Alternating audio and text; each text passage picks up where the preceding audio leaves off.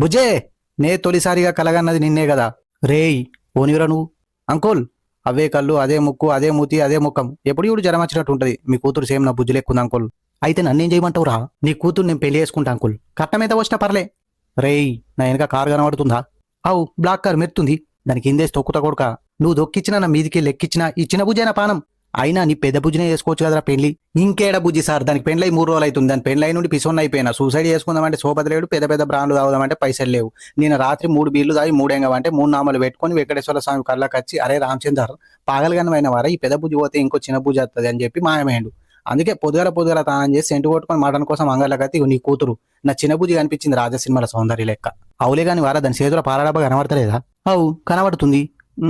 పాలు చిక్క ఉన్నట్టున్నాయి. ఒక చిన్న బాసం తీసుకుని ఒక గ్లాస్ నీళ్ళు పోసి 2 చిన్న చెంచాల జమిని చాయ్ పత్తి, ఒక పెద్ద చెంచా చక్కెర వేసి కొద్దిగా అంత అల్లం ముక్క వాడేసి ఒక 10 నిమిషాలు ఉంచితే అంటే గరం గరం చాయ్ రెడీ అయితే ముగ్గురం కూర్చొని మాట్లాడుకుందాం.